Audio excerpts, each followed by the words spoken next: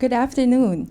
My name is Beverly Ho. I'm a physician from the Philippines and a candidate for the Master of Public Health in Health Policy and Management here at the Harvard T.H. Chan School of Public Health. It is my privilege to welcome all of you today and to introduce Dr. Deborah Zode. Her 30-year career in strategy, policy implementation, management, and teaching encompasses national, regional, and global levels. Among the many highlights of her career are her innovative and groundbreaking HIV/AIDS program for the World Bank, her co-leadership and management of the organizational restructuring of the Global Fund to Fight AIDS, Tuberculosis, and Malaria in her capacity as its Deputy Executive Director and Chief Operating Officer, and her instrumental role in making the unique structure of UNAIDS a working reality. By pioneering the call for large-scale multi-sectoral response and subsequently providing direct financing to civil society and the private sector, she changed the landscape of HIV/AIDS financing. Dr. Zode's passion for women's health also led her to be a co-founder of the Society of Women and AIDS in Africa. She's a sought-after lecturer and public speaker in leading academic institutions and mass media outlets, as well as a thought leader, having published in over 100 journals and book chapters on a variety of subjects. Dr. Zode obtained her PhD in clinical immunology from the University of London and was Senior MacArthur Fellow at the Harvard Center for Population and Development Studies. She's currently a Menschel Senior Leadership Fellow at the Harvard T.H. Chan School of Public Health. Before I turn the session over to our moderator for today, Dr. Barry Bloom, Harvard University Distinguished Service Professor and Joan and Jack Jacobson Professor of Public Health, please join me in welcoming Dr. Deborah Zode to the Voices of Leadership series at the Harvard T.H. Chan School of Public Health.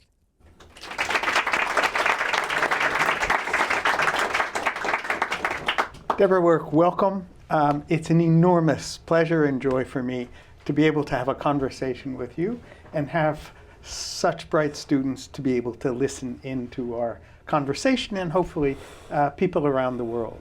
This is a program that brings to this place people who've exerted real leadership in a variety of areas of health around the world, and perhaps there's no more fitting conclusion to this first year of Voices in Leadership than to hear from you, to answer for all of us a question that, since I've known you for 25 years, has always been on my mind.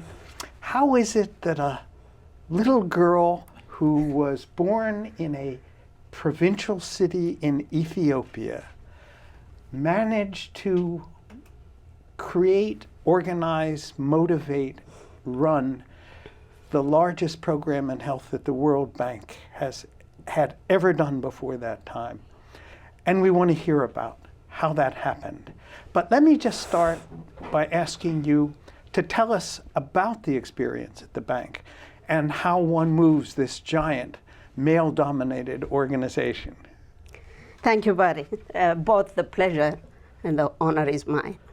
It's a wonderful institution, and teaching brilliant students is such a joy. I joined the World Bank in 1994. When I joined the bank, there were bits and pieces of HIV/AIDS programs, mainly in health projects. There wasn't anything to scale or something which would have, in my opinion, would have made a difference. And around 1999, a demographic study from Botswana came out, which showed that life expectancy due to HIV/AIDS in many of these countries is declining. We used that as an opportunity because up to that time, there was a big push, unfortunately, from most of the economists of the bank who didn't want the bank to get engaged in something long-term, indefinite, and may not be economically cost-effective. So when we got that study on the demography of Botswana, we said, well, is the bank's business development? Yes. Does development affect life expectancy? Yes. Then we said, so if that is the case, whatever affects life expectancy should be the bank's priority. So that's what we used to get. We had to develop a strategy. We called it Intensifying Action Against HIV/AIDS, responding to a development crisis. We had to use that language. Nobody was going to pay attention if we just pitched it as yet another health problem. We had a wonderful leaders at the World Bank. Jim Wolfenson was the president. Callisto Madavo was the vice president of the Africa region, who, when we showed him these life expectancy graphs, said, "Are you telling me that life expectancy in Zimbabwe is what it was when I was an elementary student?" We said, yes. That made all the difference and opened the door for us to put the first $1 billion project for Sub-Saharan Africa. So what follows naturally is, how did you get there? In the sense that you were put in charge of AIDS. What was your background that enabled you to have the intellectual and scientific qualifications to persuade the economists, a very unusual circumstance? I started working on HIV/AIDS in Ethiopia. First program, the first cases. It was a very difficult time where aid was not coming to Ethiopia from the north. We were socialist. So we had to make do with the little we have, to put a surveillance system, to protect the blood supply system, primarily because we didn't know what it was. And from there, I moved to what was known as the AIDS Control and Prevention Program, which was funded by USAID, based in FHI, and I was based in Nairobi. That gave me an insight to 16 African countries where we had programs. And it's from there I came to the bank. When I came to the bank, it's a formidable institution, brilliant people, their heart in the right place. They may not always be doing the right things, but an institution which could change the way AIDS was ravaging Sub-Saharan Africa. So I was waiting for that opening. Incidentally, nobody does anything by oneself. It's a group effort. It's all circumstances, leadership, people below you who work on this. So I'm not going to claim the whole thing as if I did it by myself. So I had seen the epidemic. I had seen what it is doing to Sub-Saharan Africa. I had also seen the reluctance on the part of the governments of Africa to either use their own resources or seek help. This was something that they didn't want to touch. At the same time, we would go on a mission to a country. It could be an education mission or health mission. You go back after 3 months, your counterparts have died. So this was a reality which was happening in Africa then. And I had a belief that if anybody could do anything substantive, it would be the World Bank. Because there wasn't a global fund, there wasn't PEPFAR then. And the way to do it was to sensitize the decision makers in the bank so that they give us this. I organized a 2-day seminar. In fact, Harvey Feinberg came from here. The first day, we looked at the evidence, the science, the epidemiology. The second day was a policy meeting where we had the leaders of the bank listen to this. Then we were given a go-ahead to come up with a concept note, which we did, and we wrote it in a very different way. The normal bank instrument was not going to do it for us because it takes anywhere from 18 to 36 months from concept to board approval. There was a small instrument which was created to deal with an emergency for a hurricane in the Caribbean islands. We took that instrument, and it was fast. It was on an emergency basis. It didn't ask a whole lot of things from the countries, which they take months to prepare. What we added to it was, again, something which was not usual at the bank. We said, here we are. The drugs are very expensive, but there is a lot of care and a lot of prevention which is being taken care of by civil society organizations, religious organizations. So we needed an instrument which allowed us to channel resources to these unusual group for the World Bank. They agreed to the timeline. They agreed to money being channeled directly to civil society organizations. And they gave us $1 billion. How could anyone imagine turning Deborah work down with making such a case? I have a lot of charity. Tell us a little bit about your training. You're not trained in economics, and yet you had a powerful role in the most important economic institution in the world. How did you come to get into the AIDS business? Clinical immunology, a good segue to get into HIV/AIDS. But when I was in Ethiopia, I was working in a research institution, but participating in the National HIV/AIDS Control Program. At one point, I was instructed by the government to take over the National AIDS Control Program. My initial reaction was, I won't, because I'm a researcher. I had a wonderful boss who was also my professor at the university who sat me down and he said, what difference are you going to make as a bench scientist in sub-Saharan Africa? Because we were struggling to get this reagent from this country and the wrong one from another. He said, if you go into policy, strategy, development, you will make a difference. And you did. That was the best advice I got. You are a great believer in the bank and its potential for good. Not all of your colleagues who once worked in the bank and left and have written books about how the bank has created dependencies and that foreign aid has done more harm than good.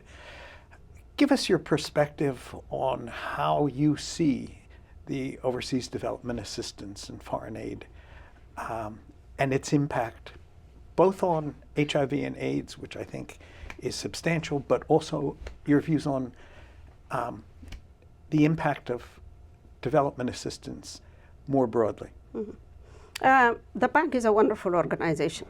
Since I'm talking to students, it is one place where you get a lot of very bright, intelligent people who can solve problems.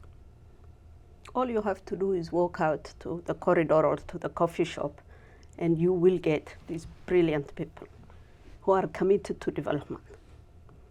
It's a wonderful organization to work for, provided it has a good leader. And I was very fortunate to be at the bank when the leader was this extraordinary individual who believed in development, who called the bank out on the way we have been doing business, the way we have been treating countries.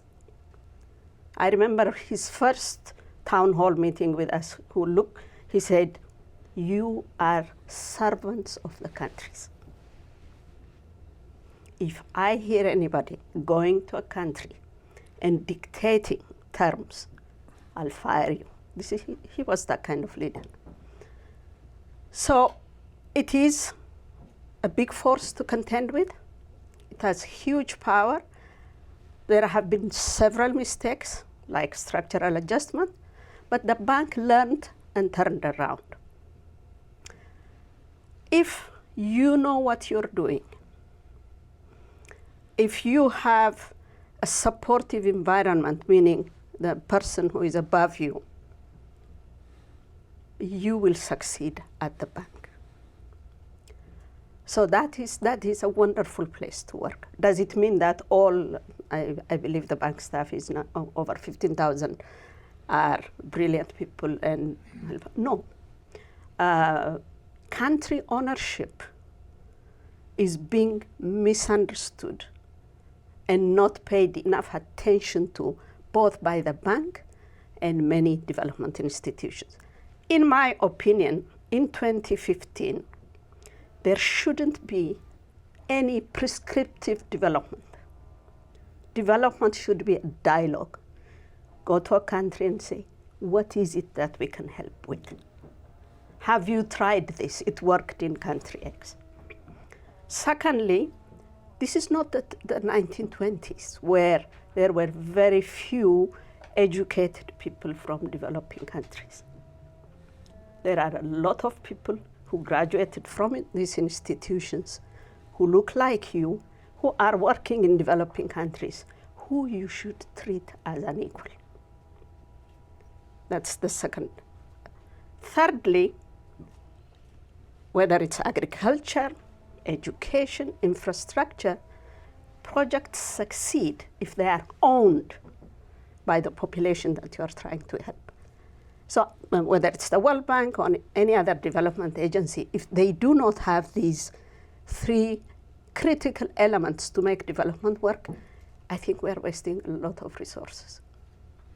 I couldn't agree more. In my field of tuberculosis, when WHO put out a prescription of directly observed treatment, a great epidemiologist from Tanzania said, every country has to invent its own directly observed treatment program.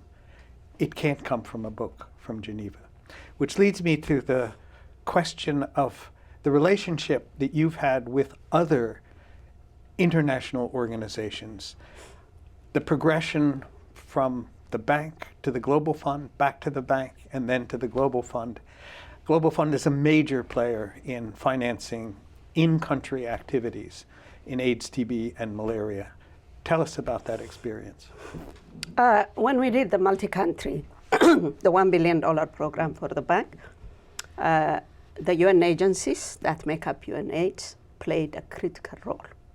We came up with the money, but the agencies came up with their know-how. So they owned this $1 billion multi-country program as much as we did, which was a good thing, and which also paved the way to the Global Fund. The Global Fund is another fantastic institution which is saving so many lives, which should be supported and protected. I believe that what the infrastructure we laid out with the $1 billion from the bank prepared the countries for the Global Fund, especially civil society organizations, where we had taught them how to define their programs, how to manage resources, and how to measure impact, not for getting a plus or a minus, but for managing by results, were the ones who successfully could write a proposal to the Global Fund and get resources and scale up their programs. These are the organizations that have made not only a big difference in TB, malaria, and tuberculosis. Many people, especially now that we are discussing universal health coverage, associate these vertical programs to doing only one thing. The health infrastructure in many of the countries where the Global Fund is, where PEPFAR is, and where the World Bank is, have been built with resources that came for AIDS, tuberculosis, and malaria. A third of the Global Fund resources goes into building the health infrastructure. An equal amount of the map went into building the infrastructure. So 2015 is a decisive year as we move into universal health coverage. The gains of these, for lack of another word, vertical diseases, needs to be protected because the gains are very fragile. And if the intensity with which we are doing it now decreases, we may regress to a more difficult problem, which will take more resources and more lives. One of the targets for development was the Millennium Development Goals, where there were 3 major of the 8 goals that had to do with health. And they expire this year, and the world is groping for another vision. The unique thing about the MDGs was, for the first time, they set numbers. They set targeted goals of how many lives to save, how many people to protect against various diseases, targets for education and other things. We're moving into uncharted territory now. Of the tentative goals, only one has to do with health. From your perspective, how should the Sustainable Development Goals incorporate health in the future for the next 25 years? I'm worried. I have been to some of the discussions, and there is logic for having put all the health goals under one umbrella. The worry that I have is, do we bring everything to the lowest common denominator because we are going to this big thing, which nobody would, who would quarrel with universal health coverage? Or do we have a plan to maintain a transition so that we get all the good things from these programs that work to eventually lead us into universal health coverage? If that's the kind of discussion that's happening, then we should be okay. Sustainable development without giving due attention and significance to health cannot happen. It just cannot happen. This convolution about looking at the economic issue only, divorce of a healthy individual who can contribute to development, is something which the economists need to find a language to teach us how that makes sense. So that is how I look at it. If it is done properly, and if we are not going to bring down everything to the lowest common denominator, if pledges are fulfilled. The pledges for MDGs have not been fulfilled yet. So where are the resources and the commitment going to come from just because we changed the name and we went from 8 goals to 17 goals? So these are things which may not be discussed in a political environment, but they need to grapple with this and say, it is going to work because we are going to change all of this. The MDGs, especially MDG 5, maternal mortality, has not been reached in many of the countries who need to reach MDG 5. What is going to happen to MDG 5 when you move into sustainable development or universal health coverage? The same thing with HIV/AIDS. A lot has been done. It's a success story, but we haven't even managed to reach half of the people who are in need of antiretroviral treatment. The other half do not even know whether they are infected or not. So with all these unfinished agenda, goals are good, commitment is good. What we should worry and question is, how is this going to be different? What's different? Do the economists, do the people who are the top policymakers actually appreciate what was done through the multi-country AIDS effort? I found it strange that until last year, or 2 years ago, a graduate student here and a junior professor showed that antiretroviral treatment in KwaZulu-Natal in South Africa increased life expectancy of the population by 11.3 years. Does that count for policymakers? And why did it take the Harvard School of Public Health to do that? It does. There were economists who were helping us, who were working with us, and giving us this instrument to show. We had to show cost effectiveness. There was no way around it. And thanks to Brazil. Brazil was the first country that showed by treating their patients, and they used their own money, they could not only relieve the hospital beds for other treatable diseases, but also save resources. So those kinds of things were useful, and we had economists among us who were helping us with this. There were the skeptics.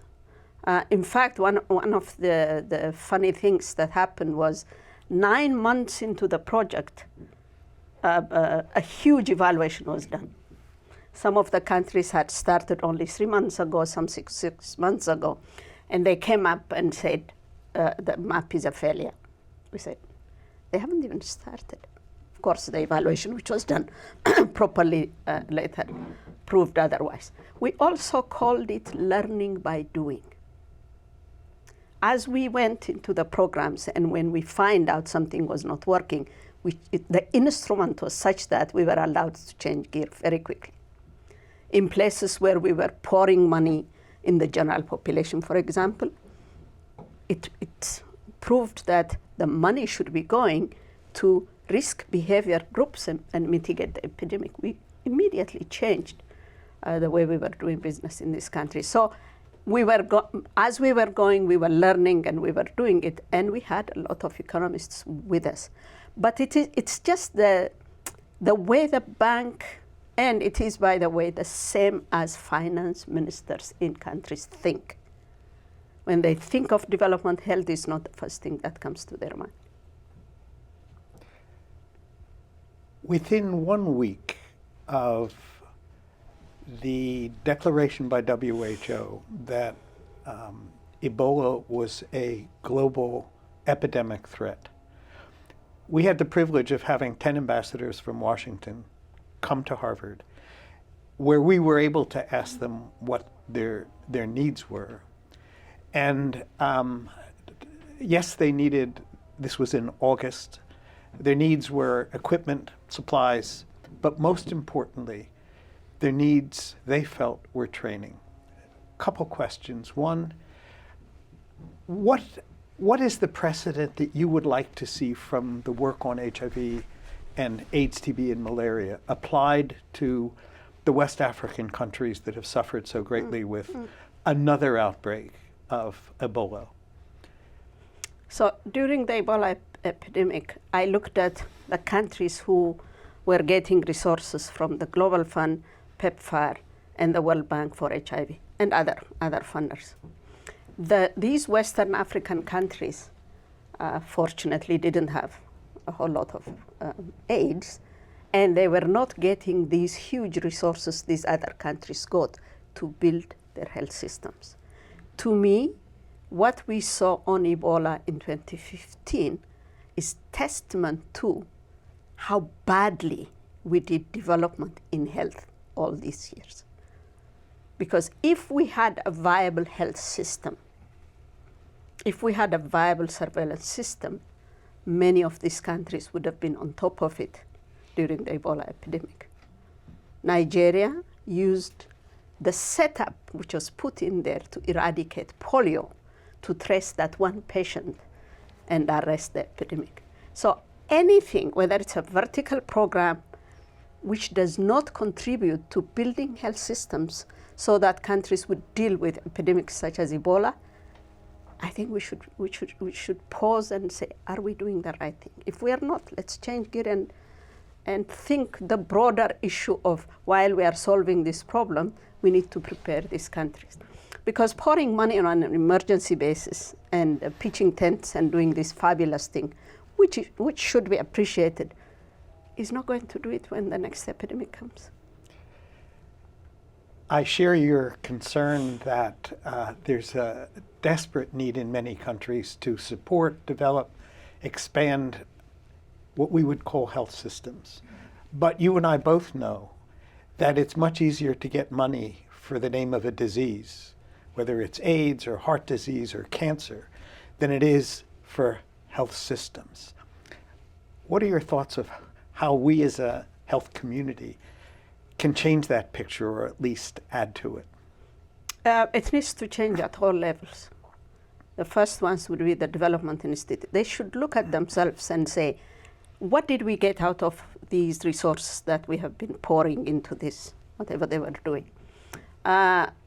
So that's the first one. The second one are the recipient countries themselves. They should put their own resources, no matter how little it is, because that's the only way to sustainable development and response. If aid for HIV/AIDS stopped tomorrow, many of these countries will not be able to sustain their programs, and that should be unacceptable. There are countries that are really very, very poor. That's a different kind of system, but for countries who should be doing things themselves, they should be encouraged. And the development institutions and the developed countries should not be putting their money if they don't see a response, both in terms of policy and strategy, and also sustainably maintaining this. Every development project on paper has, after an exit strategy, they call it. It's only on paper. That needs to be translated into action. Otherwise, we will be talking about the exact same thing.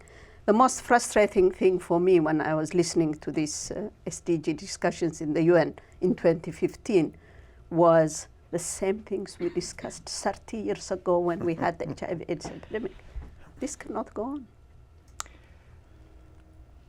Let me raise a question that looking at this audience, I would like to hear some questions from, but let me start that discussion. You were a woman in leadership at multiple levels, at the National Research Institute in Ethiopia, in the World Bank, in the Global Fund, in the Committee for Women and AIDS.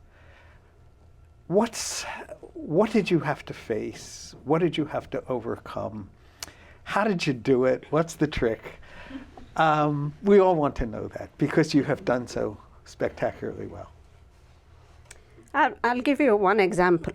In 1986, when I was much younger and I was working at the National Research Institute in Ethiopia, we were a management team of 8 people. And he was going on a sabbatical. The 8 people, 2 women, 6 men.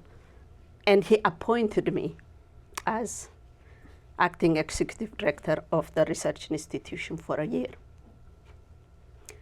The day before he flew out, the minister called us to his office and said, I have a petition from 6 of these 8 people saying that she shouldn't be acting. We should be given acting. We are more senior than her. We are more knowledgeable than her. And the minister and my boss had discussed this. It was something agreed. And he said to him, we are going to put her in a very difficult position. Is there anything you want to do before you leave? Both of them looked at me and they said, how do you feel? I said, I'm fine. And my boss left. The minister said, you have my full support. The following day, I go, I don't know if you have been to the National Research Institute. It's a very old building, and it has a doorway to go into the executive director's office. There are 2 guards on either side of the door. And I have been working in that institution for a long time. What they do when the executive director comes is they get up, they salute and say good morning to him, and he says good morning, passes. I come in, they both remained sitting. They didn't say good morning. I went into the office. So the first thing I heard yesterday was this mutiny.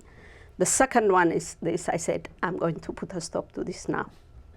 So I asked my assistant, call me these 2 guards and their boss. They came. I said, is there anything wrong? They had no clue. I said, nothing. Come to me. I said, well, how do you greet so-and-so when he comes?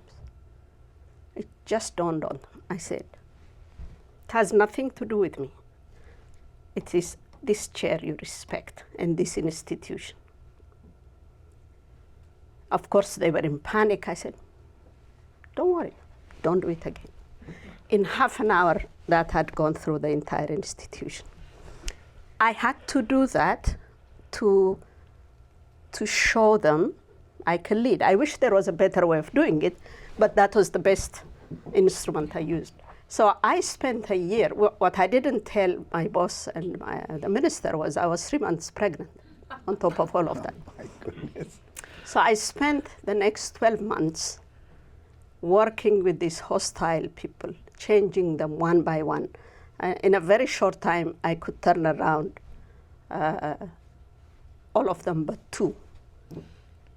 And that taught me how to work with people who may disagree with you if you have a clear communication strategy, if you don't push them away because you know they are not your friends.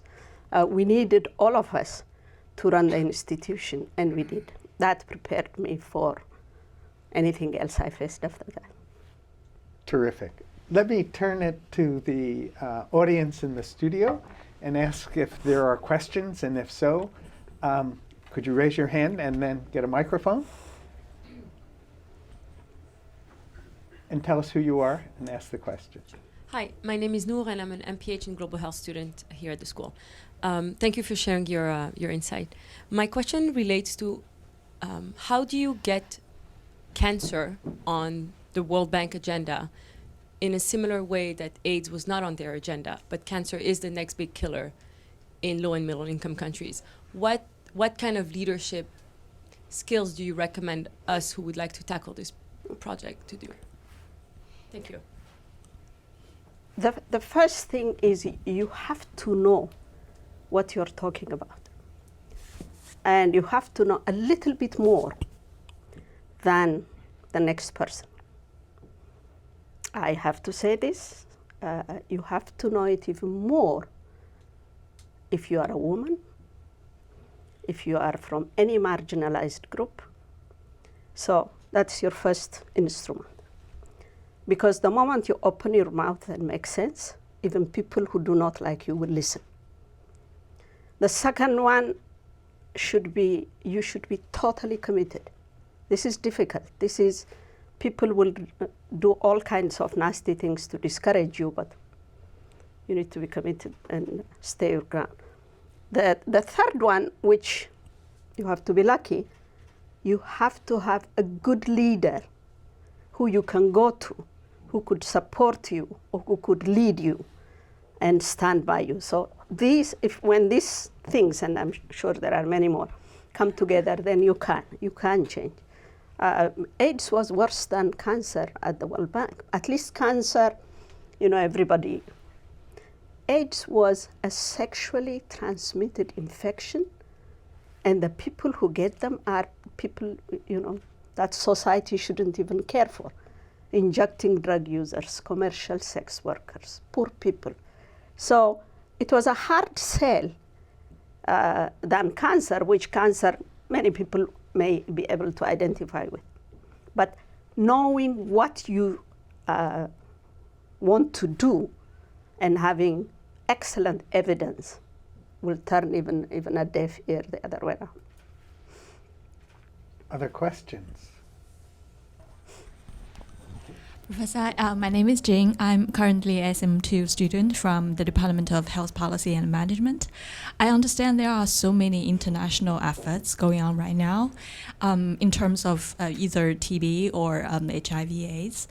I would like to know what's your attitude or recommendation about the better coordination and mapping of existing international initiatives to coordinate those efforts and probably complement each other in setting not only the agenda but also setting up the alternatives or solutions to solve these problems. Thank you. It's difficult. When we did the multi-country AIDS program, I told you it was owned by the entire UN family. We came up with something which was called the 3 1s. One national strategic plan, one national coordinating body, and one monitoring and evaluation system. Because what was happening, and I have a very nice graph, which I show my students, you used it as well, Barry, is if you take one country, they entertain about 500 missions a year, from the donor who gives you 100 million to the donor who gave you 5,000. They all come and visit. They all require an annual report. They all require a financial report with their system. They all have their own monitoring and evaluation indicators that you have to respond to. You can't do anything with this. We all agreed, donor governments, donor agencies, the UN agencies, to go through these 3 ones, and things improved a little bit. But habit being the worst thing we have, you see this donor who was bought into the 3 ones coming and saying to the country, but my parliament specifically wants this. Can you do this for me? And my Congress wants that. So it is difficult. It has come a long way. There is a huge improvement because it makes sense. There are development institutions who are happy to use another financial report or another annual report. But there are others, by the nature of the institutions themselves, they require. Only one thing will change this: the countries. If the countries have, say, to 5 agencies, this is what I want for my people, this is the reason why I want it, this is the evidence, you go and sort out what you want to do among yourselves. I need this much money, and this is how I'm going to report to you. There are very good examples, Rwanda being one of the best ones. So when countries start saying, this is not how I want to do it in my country, and when donor agencies, governments respect country ownership, that's the only way it can work. Otherwise, this would continue, and it's a huge waste of resources. Other questions? Please. It's sort of a follow-up question on that, and this question was actually sent in from our online audience. So in the climate of international aid today, there are many emerging donors like the bilateral organizations or private donors. So what do you see the role of World Bank moving forward? The World Bank should always be there to do the kinds of things which other development institutions will not be able to do. Building infrastructure, training. These are things which are the purview of the bank, and being there for the poorest of the poor. There is an instrument, a bank instrument, which gives grants. Not many people know that the resources that are going to the poorest countries in the world from the World Bank are 100% grant. So because of these unique things that the bank does, and more importantly, the convening and convincing power, a minister of finance in a country will listen to a World Bank staff than a WHO staff, with all due respect to WHO. So these are things which are unique to the World Bank, and it has decades of development best practice. The bank is known as a knowledge bank, and it is indeed a knowledge bank. So these are irreplaceable things which the bank, I hope, would continue to do.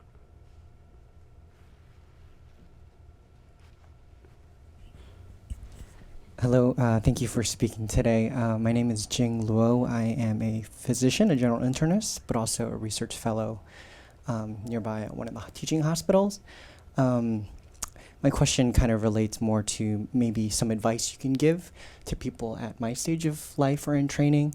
I'm about to enter the job market in a few years, maybe considering academia and to continue my life in research, kind of policy-oriented research, or maybe to do something else, maybe do government or NGO or industry or whatever type of work. And also at the same time, we have a small family and things like that. So can you comment a little bit about any advice you would give to someone at this point in life? Passion. A lot of passion. You're young, you're brilliant, you are in one of the best institutions which should hopefully prepare you. Passion to do something, whether it's poverty, whether it's disease, and you strengthen that passion with the best learning you can get, the best evidence you can get. And nothing replaces technical excellence. So whether you are teaching students who would go into development or into academia, or you are going to development yourself, you need these things. You need to, this is your time when you are in this institution to get the most out of what's available there, to prepare you for that passion that you want to do. Whether you are going into academia or development, one thing you need to remember as young people in 2015 is development is doing what you want other people to do to you. You don't need a degree to treat somebody in country on the way you want to be treated. Why would you go and dictate? Why would you go and say, I know it better than you? So if you flip that and say, these people live this, they know, I'm going to listen to them. I am the technical person, I have a global view, and I will share what I know with them, then jointly we will come up with a solution which they would embrace. So if you do these fundamental things, and with the passion and the know-how, and it's a certificate, by the way. The moment you say, I graduated from Harvard, half the door is open already. Then you carry the other half with you. Let me jump in and ask, we are privileged to have you here teaching a course for students. You are interacting with our students. We know we're Harvard. We know we're sometimes up in the clouds. And we worry a bit about whether our students who are not flying in the clouds but in the real world are well prepared. Tell us something about how you share that experience of the real world and what you would like to see them take out from your course and from their training here. I was given this tremendous privilege to come and teach and to choose what I wanted to teach. So I used the history of the HIV/AIDS epidemic. The name of my course is Leadership in Public Health, from HIV/AIDS to universal health coverage. What I'm teaching the students is the value of leadership. It was the leadership turnout in the HIV/AIDS epidemic in all, whether it's government, civil society, activist community, it's exemplary. That's why these things happened. Taking them through that, showing them what happened in countries at the beginning of the epidemic, what succeeded, what didn't.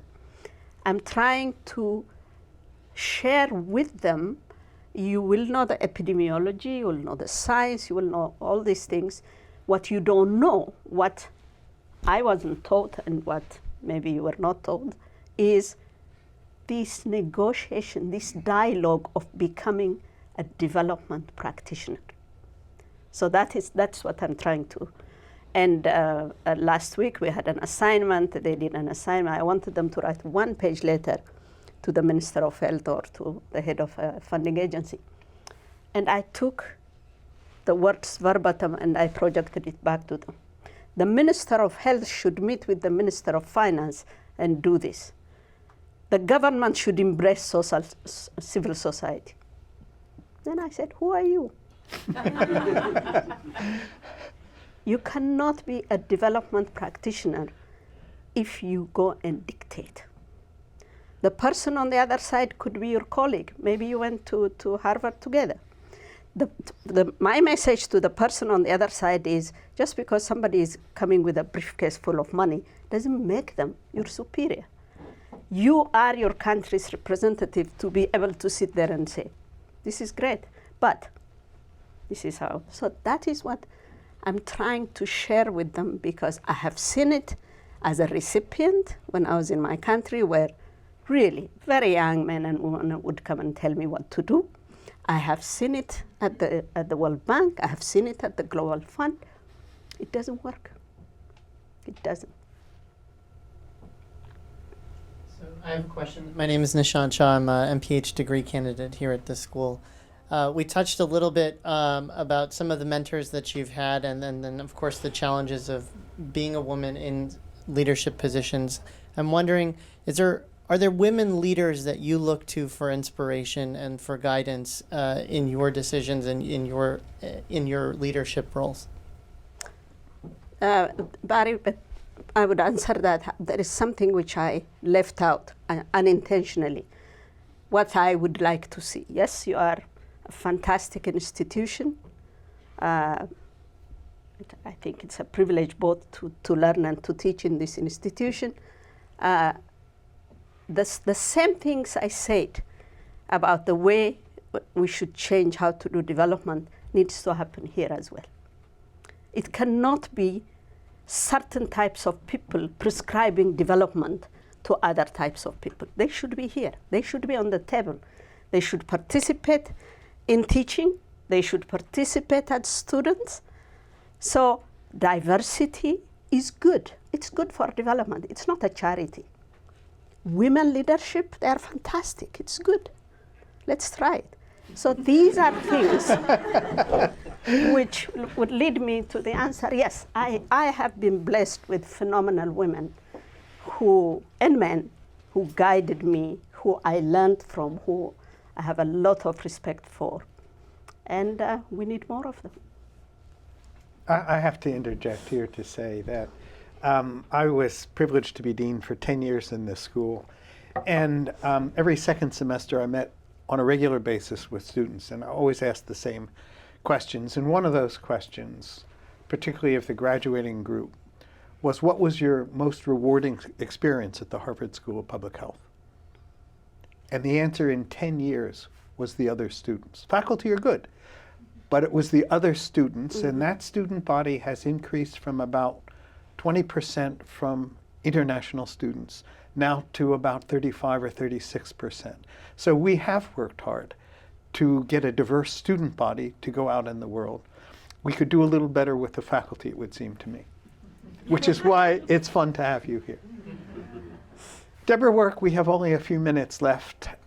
Give us some take-home messages that you think it would be good for us to ponder after this wonderful discussion and conversation. For the students, and you have an international body of students, nothing replaces being excellent in what you're doing. Whatever degree you're doing, you have to be excellent. The second one is passion. You need to have enough juice in you to go out and change the world, and it is possible. You can do it. I'm very happy to see many of the audience and the students are young women.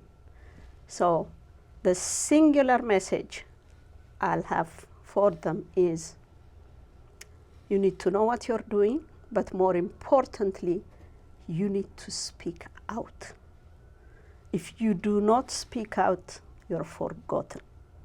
How many times do you say to yourself, I wish I said that in a meeting? Say it.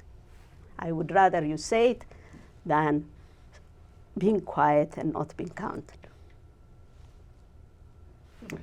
I guess I get the last word. I cannot tell you what a joy it is to have you back here. You were here 20-some years ago, and I wasn't here. There are a lot of messages that came out today. Excellence, passion, commitment to a set of values. And I think that is really shared by certainly all the students that I know, or they would probably be in business school or somewhere else. What I think that I take home from this, and as an immunologist like you, and as a lab person like you, I've been privileged to go see a big part of the world that is not present in Cambridge, Massachusetts, of lives, diseases, problems, systems that you can't write about, you have to experience. And one of my take-home messages, you have brought a vast lifetime of experience to a great institution like the bank. We all need to collect those experiences if we want to do development well, to be able to relate to people who are just like us, but in a very different circumstance. And there's no book or course that I can give that will replace that experience. So I wish you the very, very best. I wish our students the very best. And thank you so much for this wonderful conversation. Thank you.